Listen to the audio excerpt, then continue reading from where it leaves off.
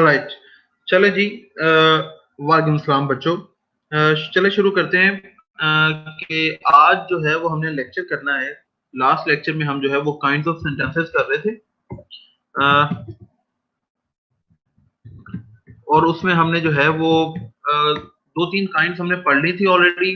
जैसा कि पहली डेक्लेरेटिव सेंटेंस हमने पढ़ लिया था, नेगेटिव इंट्रोगेटिव सेंटेंस पढ़ लिया था, जो है वो हमने इंपेरेटिव सेंटेंस पढ़ना था। जी इर्तिशा बेटा, आज जो है वो हम पहले जल्दी से खत्म करेंगे काइंड्स ऑफ सेंटेंसेस, और उसके बाद मैं आपको फ्रेजेस की टाइप करवाऊंगा। बहुत इंपॉर्टेंट लेक्चर है आज का, सबने गौर से सुनना है। तो काइंड्स ऑफ सेंटेंसेस में हम कुछ पहले कर चुके हैं। जब भी अभी आपको मैंने बताया, चार हम बेसिकली कर चुके हैं: डेक्लेरेटिव, नेगेटिव, इंट्रोगेटिव और इंपेरेटिव। आज हम पांचवें नंबर पर जो काइंड करने जा रहे हैं वो है exclamatory. Exclamatory sentences. Exclamatory sentences जो है ये लाइबा पूछ रही है पेज नंबर। ये बेटा मैं आपको बुक से नहीं करवा रहा, ये आपको मैं खुद से सारी बेसिक ग्रामर करवा रहा हूँ। ठीक है, जो आपके जब आप एक दफा ये बेसिक ग्रामर कर लेंगे तो उसके बाद फिर आपको जो है वो बुक से भी कुछ भी अलग से प्रिपेयर करने की जरूरत नहीं है। ये सारी वो चीजें हैं जो हम जो है वो कर चुके होंगे। कि तो किताब के अंदर एक्चुअली ऐसा है कि कोई पोर्शन ग्रामर का कहीं है, कोई कहीं है। तो मैंने सोचा कि जितने दिन ये हमारा लॉकडाउन का इश्यू चल रहा है, हम स्टूडियो नहीं आ सकते, उतने दिन मैं आपको जो है वो ग्रामर करवा देता हूँ। बेसिक ग्रामर वगैरह सारे कर चुके होंगे, तो जाके ताकि जब दोबारा हमारा स्टूडियो से हमारे लेक्चर स्टार्ट हो तो उस वक्त तक आपको ये ग्रामर की बेसिक चीजें तो सारी आती हो। ठीक है, चलें। एक्सक्लेमेटरी सेंटेंसेस के बारे में अगर किसी को आइडिया है तो वो जल्दी से कमेंट्स में जो है वो बता सकता है कि एक्सक्लेमेटरी सेंटेंसेस जो है वो होते क्या हैं। साथ साथ मैं लिख देता हूं कि एक्सक्लेमेटरी सेंटेंसेस ऐसे होते हैं जो एक्सप्रेस करते हैं सम फीलिंग, जो बेसिकली किसी जज्बात, एक्सट्रीम इमोशन या किसी जज्बात। अच्छा, आयशा कह रही है कि जी ये verb plus ING is called gerund. Ayesha, ये आपका आपका जवाब जो है ना, जो आपने बात कही है, ये आधा ठीक है और आधा गलत है। ठीक है, ये मैं आपको जो है वो बताऊंगा। इंशाल्लाह हम करेंगे कि ये पार्टिसिपल क्या होता है, तो इसलिए ना करें, ये मैं आपको करवाऊंगा जी। अच्छा जी, एक्सक्लेमेटरी सेंटेंसेस हैं, दे एक्सप्रेस फीलिंग्स एंड इमोशंस। बिल्कुल सही, ऐसा ही कहा, शाबाश। एक बच्चे ने जवाब यहाँ पर बिल्कुल ठीक लिखा है कि एक्सक्लेमेटरी सेंटेंसेस ऐसे होते हैं जिसके अंदर कुछ हम जज्बात का इजहार करते हैं। वो जज्बात कौन से हो सकते हैं? वो गुस्से के हो सकते हैं, वो ग्रीफ, दुख, अफसोस के हो सकते हैं, वो हैप्पीनेस के हो सकते हैं, वो सरप्राइज के हो सकते हैं। ठीक है, खुशी के, गमी के, एकदम से हैरान हो जाना, ऐसे जज्बात का इजहार जो हम करते हैं वो उसे हम कहते हैं कि ये एक्सक्लेमेटरी सेंटेंस। ठीक है, और जी हाँ, लाइबा ने एक्सक्लेमेटरी मार्क जो है वो एंड पे लगाया, बिल्कुल सही। ऐसा ही है, ये एक और बच्चे ने बड़ी अच्छी जो है वो डेफिनेशन लिखकर भेजी है। अवैस ने सही कह रहा है कि ये बेसिकली डेक्लेरेटिव सेंटेंसेस है, लेकिन इनके अंदर जो है वो हम किसी खास इमोशंस को जो है वो शो करते हैं। ठीक है, अब इसकी जल्दी से हम कुछ एग्जांपल कर लेते हैं। जैसे मैं कहूं कि what a fool you are, और एंड पे जो है वो साइन ऑफ एक्सक्लेमेशन। कितने बेवकूफ हो तुम, ये हमने एंगर का इजहार किया। ठीक है, इसी तरह मैं कहूं alas we lost the match, आए अफसोस हम मैच हार गए। इसमें हमने जो है वो ग्रीफ का, सारों का, दुख का, गम का इजहार किया। इसी तरह मैं कहूं hurrah we won the match, हमने मैच जीत लिया। यहां पर जो है वो, इसी तरह मैं कहूं व्हाट अ ब्यूटीफुल फ्लावर या दिस इज, कुछ भी लिख सकते हैं। कितना खूबसूरत फूल है। यहाँ पे हैरानगी का इजहार किया, जैसे कभी क्रिकेट वगैरह का मैच चल रहा होता है तो कोई अच्छी शॉट लगती है तो कहते हैं व्हाट अ शॉट। जी अब्दुल्ला, ये सरप्राइज की एग्जांपल आपके सामने आ गई, व्हाट अ शॉट। ठीक है, कि इतनी खूबसूरत, तो एकदम से हम हैरान हो जाते हैं। तो ये हैरानगी का इजहार, तो ये मुख्तलिफ इमोशंस हैं। इन इमोशंस को जब हम अपने सेंटेंसेस के अंदर बयान करते हैं तो वो सेंटेंसेस बन जाते हैं एक्सक्लेमेटरी सेंटेंसेस। इसमें जी हाँ, बिल्कुल गुलाम ने वाओ इट्स अमेजिंग बिल्कुल सही कहा। हैरानगी भी और खुशी भी, ये दोनों के जज्बात जो हैं, व्हाट अ ब्यूटीफुल पेंटिंग, जी बिल्कुल ऐसे ही है। तो ये सरप्राइज है, खुशी है, ये दोनों इमोशंस जो है वो इसके अंदर बयान किए जा सकते हैं। हाँ, ये इमाद ने लिखा गुड वर्क, ये बेसिकली अप्लॉज करने के लिए। ये बहुत सारे ऐसे वर्ड्स जैसे आप यहाँ पर लिख भी रहे हैं, कई एक्सक्लेमेटरी वर्ड्स भी होते हैं, ऐसे अल्फाज जो किसी स्पेसिफिक इमोशन को, किसी स्पेसिफिक फीलिंग को उनके जज्बात का इजहार करते हैं। जैसे oh God, oh no, oh yes, oh my God, good gracious, heavens, hey ho, hell, all hello. ठीक है, तो ये और भी बहुत सारे ऐसे अल्फाज हैं जो व्हाट, क्या। ठीक है, तो ये सारे अल्फाज हैं जो बेसिकली ऐसे जज्बात का इजहार करते हैं। इसे हम कहते हैं कि ये एक्सक्लेमेटरी सेंटेंस है।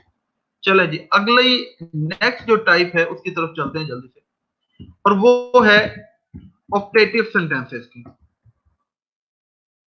जी, ऑप्टेटिव सेंटेंसेस के बारे में किसी को आइडिया साथ लिख सकता है? अभी आप लोगों ने बड़े अच्छी जो है बड़े अच्छी डेफिनेशंस और एग्जांपल्स जो हैं वो आप लोगों ने लिखकर भेजी हैं, शाबाश। अच्छा जी, फातिमा कह रही है कि ये हमारे पेपर में आया था एमसीक्यू। चलें जी, जबरदस्त हो गया। अब फातिमा कह रही है कि ये हमारे पेपर में आया था, तो लिहाजा बच्चों अब आप गौर कर लें कि मैंने आपको कल भी बताया था कि इससे रिलेटेड जो है ये कोई ना कोई पेपर के अंदर क्वेश्चन आ जाता है कि कोई स्टेटमेंट लिखी होगी तो वो आपसे पूछा होगा कि ये डिक्लेरेटिव सेंटेंस है, ये नेगेटिव सेंटेंस है, ये इंट्रोगेटिव सेंटेंस है, ये इंपेरेटिव है, ये एक्सक्लेमेटरी है, या फिर ये ऑप्टेटिव है। तो ये पूछा जा सकता है। अच्छा जी, अवैस ने बिल्कुल जो है वो ऑप्टेटिव सेंटेंस की जो है दुआइया, बिल्कुल सही, बिल्कुल सही, शाबाश। ऑप्टेटिव सेंटेंसेस ऐसे सेंटेंसेस होते हैं जिसके अंदर विश और प्रेयर होती है। जब हम किसी ख्वाहिश का इजहार करते हैं या हम किसी जो है वो दुआ का इजहार करते हैं, जिस तरह मैं कहूं, मे अल्लाह ब्लेस यू, ये हमने दुआ की। ठीक है, may you succeed in your exam. तो हमने जब भी कोई दुआ करते हैं तो वो टाइप के लिहाज से वो कौन सा सेंटेंस होता है, वो ऑप्टेटिव सेंटेंस होता है। जी बिल्कुल सही। इसी तरह अगर कोई ख्वाहिश, जैसे मैं कहूं would that I were rich, काश मैं अमीर होता। यहां पे अच्छा जी,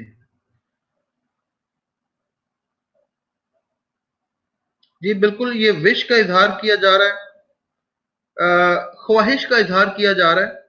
ये अवैस ने बहुत अच्छी जो है वो एग्जांपल्स लिखकर भेजी हैं, बिल्कुल सही है, ये ऐसा ही है। एक बात याद रखें बच्चों, सुन लो, सुन लो, एक दफा सुन लो मेरी सारी बात। ऑप्टेटिव सेंटेंसेस के अंदर ये बहुत सारे बच्चे जो एग्जांपल्स लिखकर भेज रहे हैं वो उसके साथ ये जो एक्स है ये नहीं लगा रहे। ये एक्सक्लेमेटरी मार्क जो है ये ऑप्टेटिव सेंटेंसेस के अंदर भी आता है, क्योंकि ये किसी न किसी जज्बे का इजहार कर रहा है। दुआ का जज्बा, ख्वाहिश का जज्बा है। ठीक है, तो जब हम किसी अपनी ख्वाहिश का इजहार करते हैं या दुआ करते हैं तो उसके साथ जो है वो फिर हमें उस साइन को भी लगाना पड़ता है। तो यहाँ पे रेस्क्यू, तो एंड मिशन आएगा। Would that I were rich, काश मैं अमीर होता, तो इसके साथ भी जो है वो साइन ऑफ एक्सक्लेमेशन आएगा।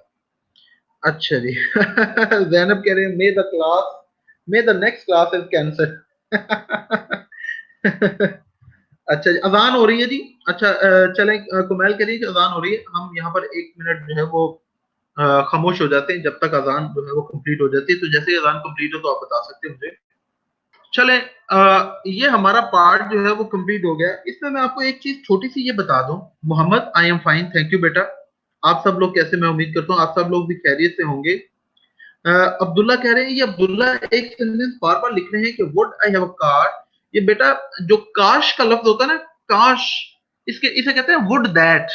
ठीक है, तो ये खाली वुड नहीं होता, काश का मतलब होता है वुड दैट। तो आप यहाँ पर लिखे would that I have a car, काश मेरे पास एक गाड़ी हो। ठीक है जी अब्दुल्ला, समझ आ गया आपको मेरा बेटा? अच्छा जी। चले, एक चीज मैं आपको ये बता दूं यहाँ पर जल्दी से, फिर हम आगे जो है वो टाइप्स ऑफ फ्रेजेस की तरफ चलें। वो ये बात कि ये जो साइन ऑफ एक्सक्लेमेशन है, ये देखिए अगर किसी जुमले के अंदर एक्सक्लेमेटरी वर्ड नहीं लिखा हुआ, एक्सक्लेमेटरी वर्ड वो लफ्ज जो किसी खास जज्बे का इजहार करता है, जैसे अभी हमने ऊपर लिखे भी, अलास, हुर्रा, ब्रावो, हे हो, हेल, ऑल हेल, ओ गॉड, गुड ग्रेशियस, ओ हेवंस, ठीक है, ओ माय, अगर तो ये अल्फाज ना लिखे हों तो फिर ये साइन ऑफ एक्सक्लेमेशन जो है ये हमेशा जुमले के एंड पे आता है।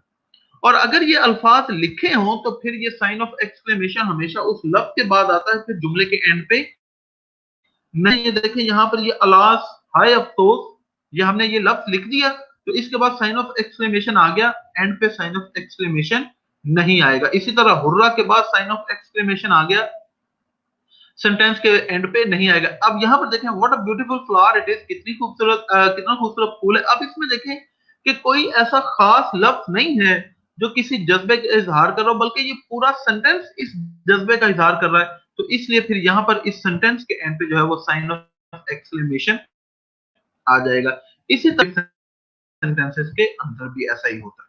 चलें, अब हम नेक्स्ट अपना आज पढ़ने जा रहे हैं, वो हम करने जा रहे हैं, आज मैं आपको कुछ टाइप्स करवाऊंगा, जितनी हो सके कुछ जो है वो हम इंशाल्लाह कल करेंगे, लेकिन आज शुरू कर लेते हैं।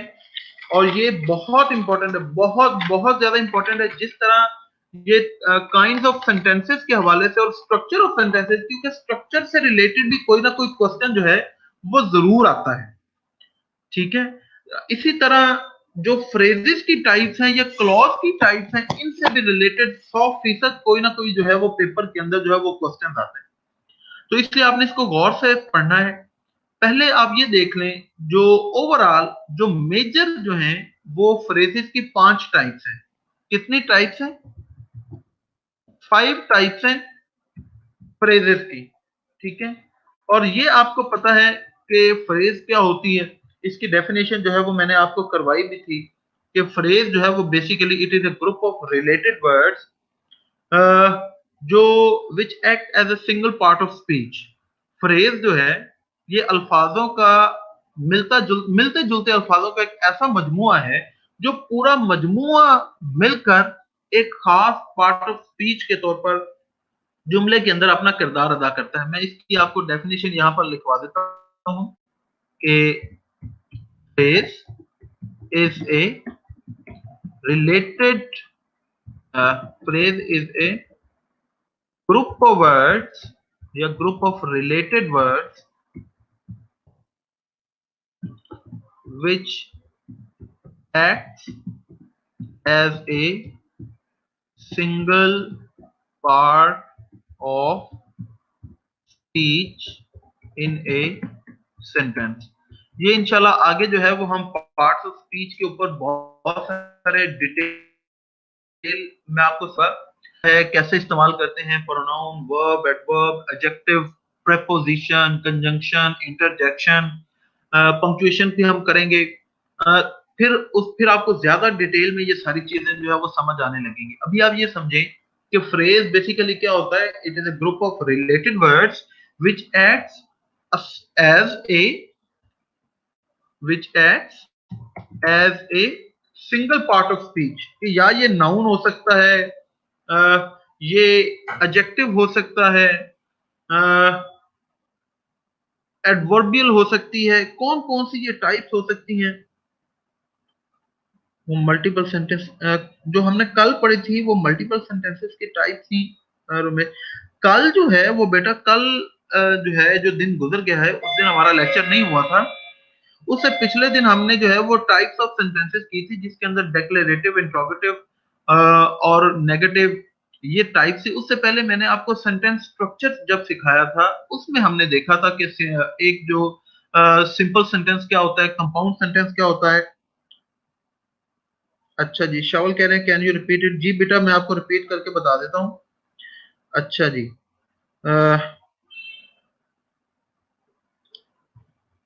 हाँ अलीजा ने ये जो फ्रेज की डेफिनेशन लिखी है ये एक हद तक ठीक है, लेकिन जब हम टाइप्स ऑफ फ्रेजेस कर रहे हैं तो इसमें मेरा बेटा ये जो मैंने आपको डेफिनेशन लिखवाई है ये ज्यादा बेहतर तरीके से जो है वो आपके जहन में बैठ सकती है, आपको काम आएगी। अच्छा मोहम्मद कह रहे हैं 5 टाइप्स हैं, बिल्कुल सही है। अच्छा जी, मोहम्मद कह रहे हैं इंपेरेटिव सेंटेंस। जी बेटा मैं इस लेक्चर के एंड पे आपको जो है वो इंपेरेटिव सेंटेंस रिपीट कर देता हूँ। दुआ क्या कह रही है कि क्या रिपीट कर दूं? जी एग्जांपल बता दें, ऐसे समझ नहीं आ रहा किस चीज की दुआ बेटा, आपको समझ नहीं आ रही? मैं बिल्कुल बेटा दुआ, अगर आप फ्रेज के हवाले से पूछ रही हैं तो जाहिर है हम जो भी काम करते हैं मैं आपको साथ साथ एग्जांपल करवाता जाता हूँ, बस जो है वो लेक्चर सुनते रहें। अच्छा दुआ कह रही है कि फ्रेज और क्लॉज में क्या डिफरेंस है? ये हम पीछे बड़ा डिटेल जो है वो इसके ऊपर मैंने आपको करवाया था कि फ्रेज और क्लॉज के अंदर क्या डिफरेंस है, लेकिन ये दो क्वेश्चन जो भी आप पूछ रहे हैं, एक बच्चे ये दुआ पूछ रही है कि फ्रेज और क्लॉज में क्या फर्क होता है, और दूसरा इंपेरेटिव सेंटेंस जो है वो मैं रिपीट कर दूंगा। ये इस लेक्चर के अब एंड पे चले, फिर आज जो है यही करते हैं, कल इंशाल्लाह जो है वो हम अपना लेक्चर यहाँ से आके कंटिन्यू करेंगे। वैसे भी हमारा टाइम जो है वो कंप्लीट हो गया है। देखें बेटा दुआ, फ्रेज जैसे हमने यहाँ पर ये आपके सामने स्क्रीन पर शो हो रही है कि phrase is a group of related words which acts as a single part of speech in a sentence. अब मैं आपको यहाँ पे ना सिर्फ आपको समझाने के लिए ये लिख रहा हूँ, अदरवाइज ये हम काम पहले कर चुके हैं। It does not make complete sense. ये याद रखें कि फ्रेज जो है वो बेसिकली एक मुकम्मल मफहूम जो है वो नहीं बना पाती, और फ्रेज के अंदर वर्ब नहीं होता। जबकि क्लॉज जो है वो दो तरह की क्लॉज होती है, इंडिपेंडेंट क्लॉज होती है और डिपेंडेंट क्लॉज होती है। जो इंडिपेंडेंट क्लॉज होती है वो तो वर्ब उसके अंदर होता है और वो अपना मफहूम पूरी तरह समझा देती है, लेकिन फ्रेज जो है एक जो फ्रेज के अंदर वर्ब नहीं होता इसलिए वो अपना मफहूम कभी भी नहीं समझा पाती।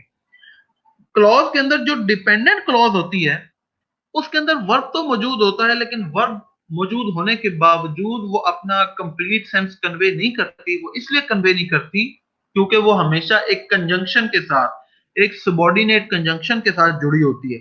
ये भी हम जो है वो पहले मैं आपको ये सारी चीजें करवा चुका हूँ, ठीक है। हाशिर कह रहे हैं अभी तो 7 मिनट बेटा 7 मिनट हुए नहीं, हमारा टाइम खत्म हो गया है। 4:25 पे हमारा लेक्चर जो है वो स्टार्ट होता है और ये फिर आगे जो है वो 5 बजे तक चलता है। अच्छा जी, ए मोहम्मद पूछ रहे थे इंपेरेटिव सेंटेंस। देखो बेटा इंपेरेटिव सेंटेंस एक ऐसा सेंटेंस होता है जिसके अंदर आप किसी ऑर्डर, किसी रिक्वेस्ट, किसी एडवाइस या प्रोहिबिशन की बात करते हैं। जैसे एक्सक्लेमेटरी में आज हमने पढ़ा कि इसके अंदर तो हम इमोशंस की बात करते हैं ना, जज्बात की बात करते हैं। अहमद बेटा 20 मिनट ही हुए, 4:25 से हमारा लेक्चर जो है वो स्टार्ट हो जाता है। जो इंपेरेटिव सेंटेंस है जब हम किसी को हुक्म करें या किसी को रिक्वेस्ट करें या हम किसी को नसीहत करें या हम किसी को कोई काम करने से रोकें, तो वो जज्बा, वो अल्फाज जो है वो इंपेरेटिव सेंटेंसेस के अंदर जो है वो आते हैं, ठीक है। फॉर एग्जाम्पल जैसे मैं कहूं सिट डाउन, तो ये मैंने ऑर्डर किया ना, तो ये बेसिकली इंपेरेटिव सेंटेंस है। अब मैं कहूं प्लीज सिट डाउन, ये मैंने रिक्वेस्ट की है, तो ये पहले ऑर्डर था अब रिक्वेस्ट आ गई। अब मैं कहूं you should sit down, you should work hard, you should go to Lahore, ये मैं एडवाइस कर रहा हूं, ठीक है। अब मैं कहूं डू नॉट सिट या डोंट सिट डाउन, नीचे मत बैठना।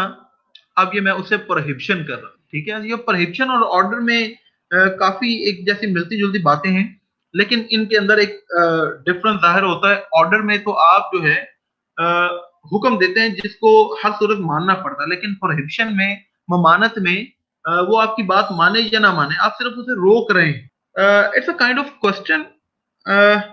और इसके अंदर जो है एक वार्निंग भी देखी जा सकती है, और जो है वो उसे एडवाइस भी देखी जा सकती है। अच्छा जी, ये कौन कह रहा है जी एग्जांपल ऑफ क्लॉज करवा दें। देखिए, जैसे मैं कहूँ आई प्ले फुटबॉल, ये एक कंप्लीट सेंटेंस है। जो भी सिंपल सेंटेंस होता है वो इंडिपेंडेंट क्लॉज होती है। इसी तरह अगर किसी क्लॉज को हम कंजंक्शन के साथ जोड़ लें, सबॉर्डिनेट कंजंक्शन के साथ, जैसे मैं कहूँ although I might go to Lahore,